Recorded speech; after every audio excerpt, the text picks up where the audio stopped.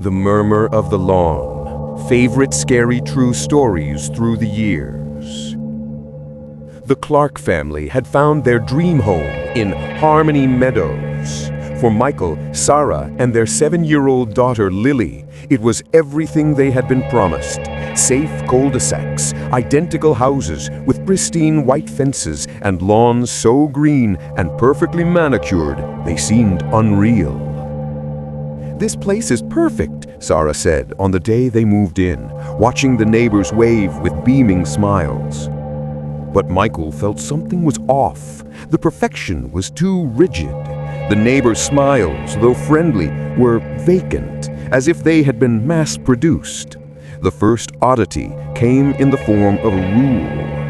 Mr. Henderson, the president of the Homeowners Association, HOA, came to welcome them with a basket of muffins and a thick binder.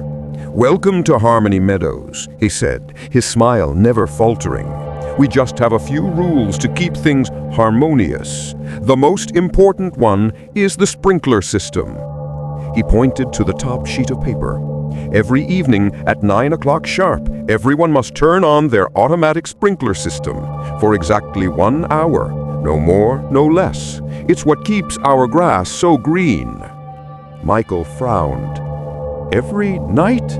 Even if it rains?" Mr. Henderson's smile faltered for a fraction of a second. "It's the rule, Mr. Clark, to maintain harmony." That first night, at exactly 9 p.m., a synchronized sound echoed through the neighborhood. The click, click, shh of hundreds of sprinkler heads activating in unison. Michael looked out the window.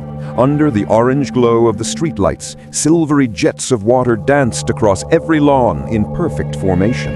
The scene was both beautiful and deeply unsettling. A few weeks passed. The Clarks tried to fit in. They attended barbecues where everyone talked about the same things: the weather, property values, and the importance of lawn care. Michael noticed that no one ever really talked about themselves. There were no passions, no opinions, no chaos of real life. Every conversation was shallow and scripted. Their eyes, that's what scared Michael the most. When he tried to talk about his work in the city, about a stressful creative project, he was met with vacant stares. They would smile and nod, but their eyes were lifeless. One night, Michael worked late and was so exhausted he forgot. He fell asleep on the sofa at 8:50 p.m. He was jolted awake by silence. Not the normal silence of a suburb at night. This was a heavy, oppressive silence. He looked at his watch, 9:15 p.m. He had forgotten. Michael rushed to the window. Every other lawn was being watered except for his. It sat there, dark and dry, a gaping hole in the perfect green carpet. And then he saw them. From every house, figures were standing in their windows, staring at his home. Unmoving, expressionless, just pairs of vacant eyes focused on his imperfection, on his violation. The pressure of their gazes was almost physical, pressing down on his chest. The next morning, a note was pinned to his door, a single, neatly printed line: "Don't forget to water the grass." That night, Sarah started acting strangely. She began talking about how their door's paint color was slightly off-tone compared to the others. She spent hours pulling weeds that Michael couldn't even see. "Don't you see, Michael?" she said, her voice flat. "Everything needs to be in harmony." Michael's fear peaked when he found Lily, his daughter, standing motionless on the lawn, whispering to it. "What are you doing, sweetheart?" he asked. Lily looked up, and for a moment her eyes were as vacant as the neighbors. "The grass is thirsty, Daddy. I can hear it." That night, Michael decided he had to find out. He didn't turn on the sprinkler system.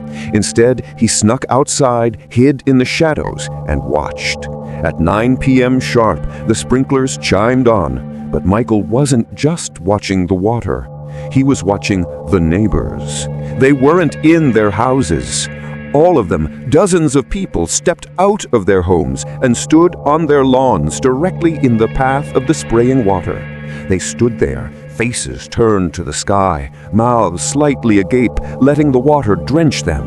They wore no raincoats. They just stood, motionless in their day clothes.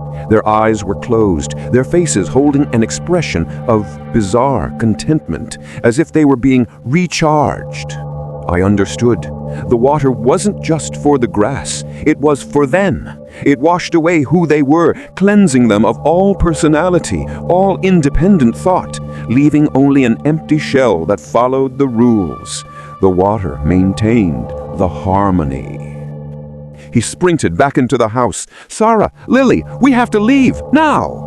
But when he turned, Sarah was standing at the door blocking his exit. Behind her was Lily. Both wore the same empty smile. "Where are you going, Michael?" she asked, her voice a monotone devoid of emotion. "It's almost time for the water. The grass is thirsty." Michael looked out the window. The neighbors had stopped their bathing and were now slowly advancing towards his house. They weren't running or yelling, they just walked calmly, in unison, a silent mob with soulless eyes. They were coming to fix the abnormality. They were coming to bring harmony. The click of his own sprinkler head automatically turning on echoed behind him. Michael backed away in horror.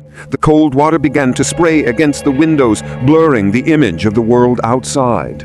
He was trapped. Months later, a new family moved into Harmony Meadows. They were greeted by friendly neighbors, including the Clarks.